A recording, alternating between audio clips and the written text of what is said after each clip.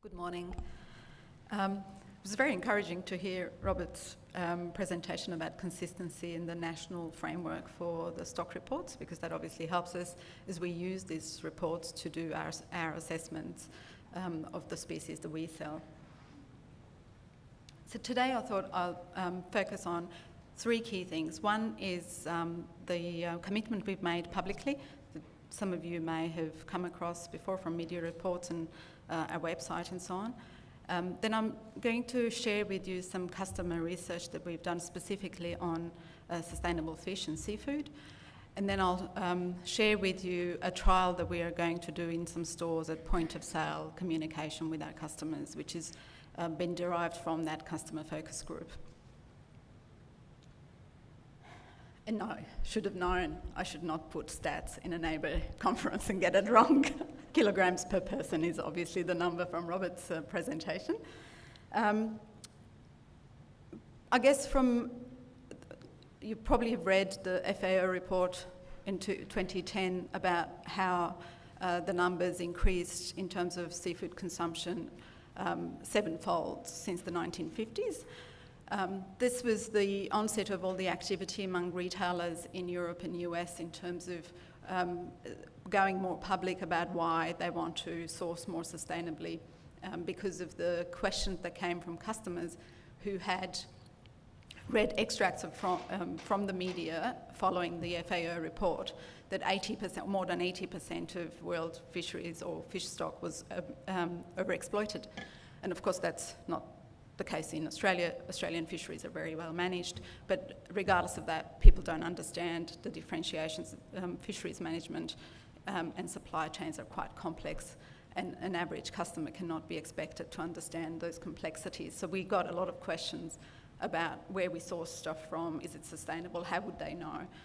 So that's sort of where our thinking started in terms of how do we actually communicate that to our consumers.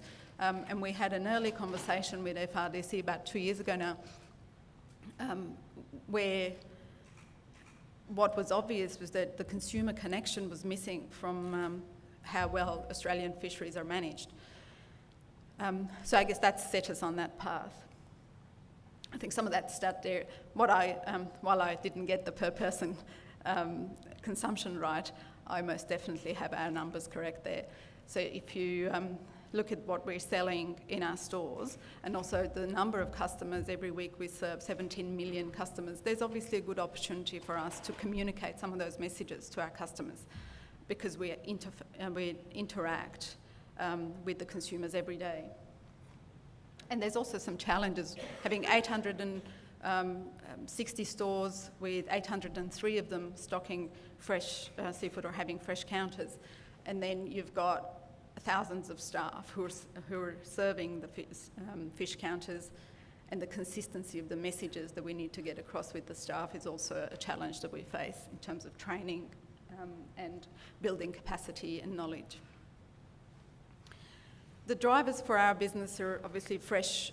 Seafood is an integral part of our fresh offer, and that's why we're interested in making sure security of supply, sustainability of supply, and business continuity in that element, just the same as we invest in sustainable agriculture and have for a long time, and also other natural resources like, forest products and so on.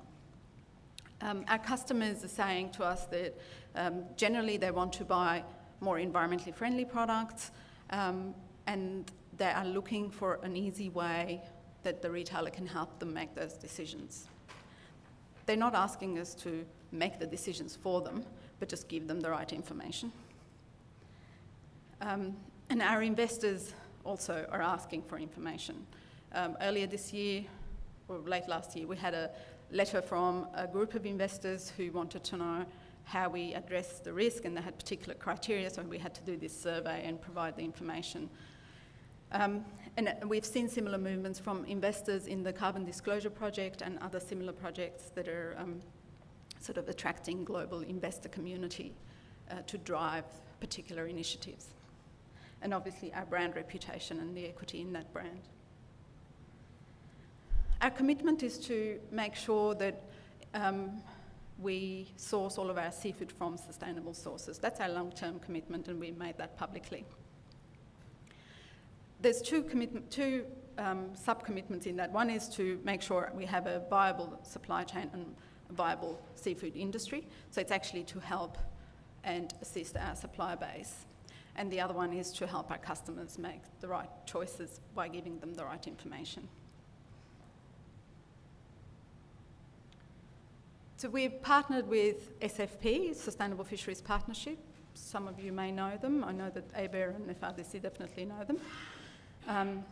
And they use the sorts of reports that you saw Robert talk about, the fish stock reports, to do the assessments. And the assessments are based on credible scientific information, and it considers various criteria. Fish stock and the population is one criteria, but they also look at catch methods and the impacts of those on the marine life and marine habitat, as well as how well a fishery is managed.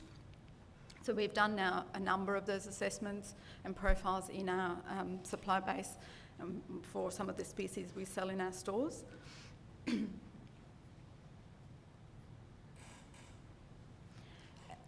For the wild-caught fish and seafood, we do prefer the MSC, and our long-term goal is to increase and have more MSC certified products.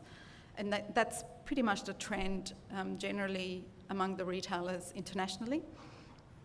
And MSC is accepted as one of the most robust and best certification systems for seafood. So we have something like 17 different SKUs now, just in the 12 months that we've been able to introduce in our own label products. These are some of the examples. Our seafood sourcing policy is available on our website.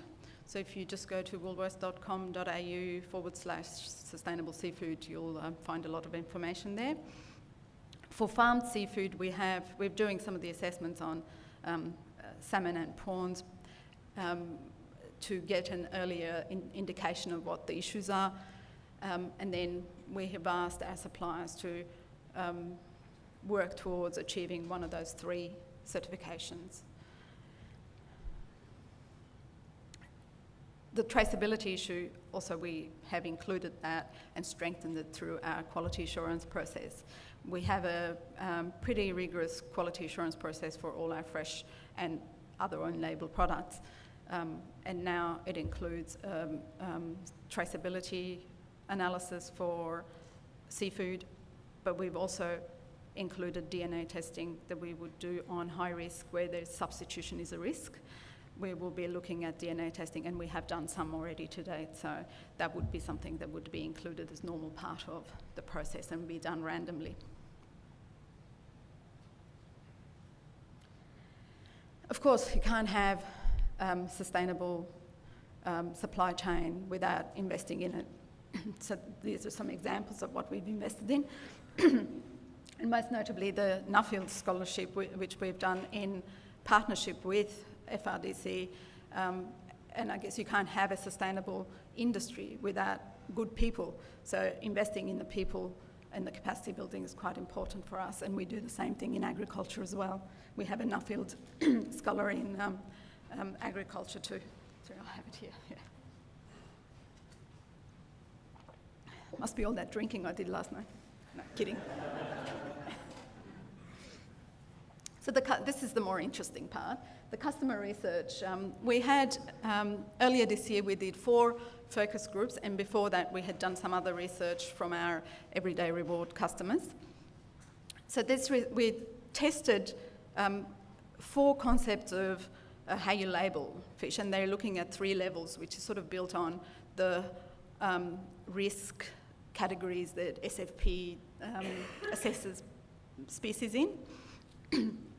High risk, moderate and low risk.